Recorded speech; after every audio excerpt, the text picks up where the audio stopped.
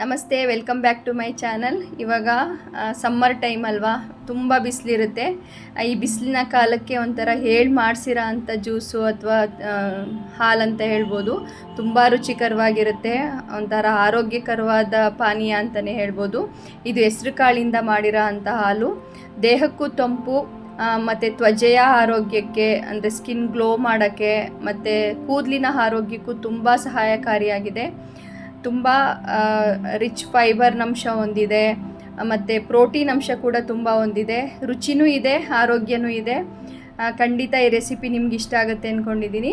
ಮೊದಲಿಗೆ ಇಲ್ಲಿ ನಾನು 1 ಕಪ್ನಷ್ಟು ಹೆಸರು ಕಾಳನ್ನ ಸ್ವಲ್ಪ ಒದ್ದೆ ಮಾಡಿಕೊಂಡು ಒಂದು ಬಿಳಿ ಬಟ್ಟೆನಲ್ಲಿ ಅದನ್ನೆಲ್ಲ ಒರೆಸ್ಕೊಳ್ತಾ ಇದ್ದೀನಿ. ಯಾಕೆ ಅಂದರೆ ಅದರಲ್ಲಿ ಏನಾದರೂ ಧೂಳು ಆ ಥರ ಏನಾದರೂ ಇದ್ದರೆ ಕ್ಲೀನ್ ಆಗಲಿ ಅಂದ್ಬಿಟ್ಟು.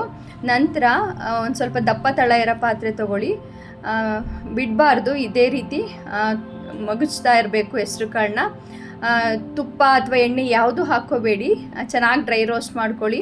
ಈಗ ಹೆಸರು ಕಾಳು ಕಲರ್ ಗಮನಿಸ್ತಾ ಇರ್ಬೋದು, ಒಂದು ಲೈಟಾಗಿ ಒಂದು ಬ್ರೌನ್ ಕಲರಿಗೆ ಟರ್ನ್ ಆಗುತ್ತೆ. ಅದುವರೆಗೂ ನಾವು ಇದನ್ನು ಬಿಡದೆ ಈ ರೀತಿ ಮಗುಚ್ತಾ ಡ್ರೈ ರೋಸ್ಟ್ ಮಾಡ್ಕೋಬೇಕು. ಇಲ್ಲಿ ಹೆಸರು ಕಾಳನ್ನ ನಾವು ಎಷ್ಟು ಹದವಾಗಿ ಹುರ್ಕೊಳ್ತೀವೋ ಅಷ್ಟು ರುಚಿಕರವಾಗಿರುತ್ತೆ ಅಂತ ಹೇಳ್ಬೋದು.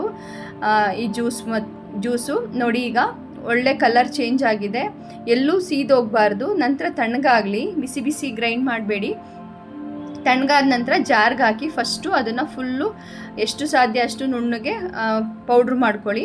ನಂತರ ಇಲ್ಲಿ ನಾನು ಎಷ್ಟು ಹೆಸರು ಕಾಳು ತಗೊಂಡಿದ್ನೋ ಅಷ್ಟೇ ಬೆಲ್ಲ, ಅಷ್ಟೇ ತೆಂಗಿನಕಾಯಿ, 1 ಕಪ್ಪು ಬೆಲ್ಲ, 1 ಕಪ್ ತೆಂಗಿನಕಾಯಿ ಮತ್ತು 2 ಏಲಕ್ಕಿ, ಒಂದು 10ರಿಂದ 12 ಬಾದಾಮಿನ ನೆನೆಸಿ ಸಿಪ್ಪೆ ತೆಗೆದು ಸೇರಿಸ್ಕೊಳ್ತಾ ಇದ್ದೀನಿ. ಅದನ್ನು ಫಸ್ಟ್ ಗ್ರೈಂಡ್ ಮಾಡ್ಕೊಳ್ಳಿ ಡ್ರೈಯಾಗಿ.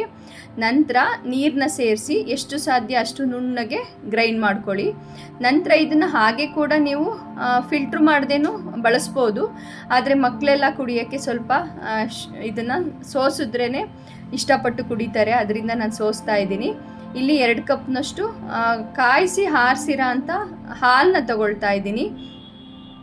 ಹಾಲು ಹಾಕಿ ಇದನ್ನು ಈ ರೀತಿ ಫಿಲ್ಟ್ರ್ ಮಾಡ್ಕೊಳ್ತಾ ಇದ್ದೀನಿ. ತುಂಬ ಸಣ್ಣ ಇರೋ ಅಂಥ ಫಿಲ್ಟ್ರಲ್ಲಿ ಮಾಡಬೇಡಿ, ಸ್ವಲ್ಪ ತರಿಯಾಗಿ ಅದರಲ್ಲಿರೋ ಅಂಶ ಎಲ್ಲ ಬೀಳೋ ಥರ ನೋಡಿಕೊಂಡು ಫಿಲ್ಟ್ರ್ ಮಾಡ್ಕೊಳ್ಳಿ.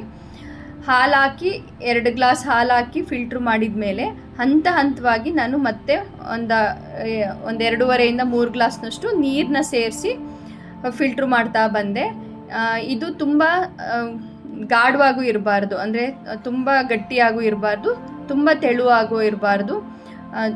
ಕರೆಕ್ಟು ಕನ್ಸಿಸ್ಟೆನ್ಸಿಲಿ ಇದ್ರೇ ಚೆನ್ನಾಗಿರೋದು ಕುಡಿಯೋಕ್ಕೆ. ತುಂಬ ನೀರಾದರೂ ಚೆನ್ನಾಗಿರಲ್ಲ, ಇಲ್ಲ ತುಂಬ ದಪ್ಪ ಆದ್ರೂ ಅಂದರೆ ಗಾಢ ಆದ್ರೂ ಕುಡಿಯೋಕ್ಕೆ ಅಷ್ಟು ಚೆನ್ನಾಗಿರಲ್ಲ. ನೋಡಿ, ಈ ಹದಕ್ಕಿರಲಿ. ನೀವು ಗಸಗಸೆ ಪಾಯಸ ಎಲ್ಲ ನೋಡಿರ್ತೀರಲ್ಲ, ಆ ಹದಕ್ಕಿರಲಿ. ಇದನ್ನು ಕುದಿಸೋದೆಲ್ಲ ಏನು ಬೇಡ. ಇದನ್ನು ಆ್ಯಕ್ಚುಲಿ ಫ್ರಿಡ್ಜಲ್ಲಿ ಇಟ್ಟು ತಣ್ಣಗೆ ಕುಡಿಬೋದು.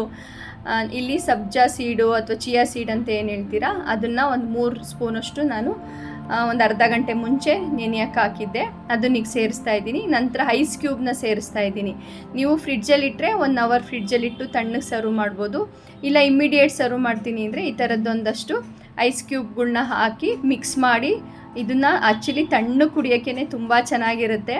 ಬೇಸಿಗೆಯಲ್ಲಿ 1 ಗ್ಲಾಸ್ ಕುಡಿದ್ರೆ ಸಾಕು, ಊಟನೇ ಬೇಕನ್ಸಲ್ಲ.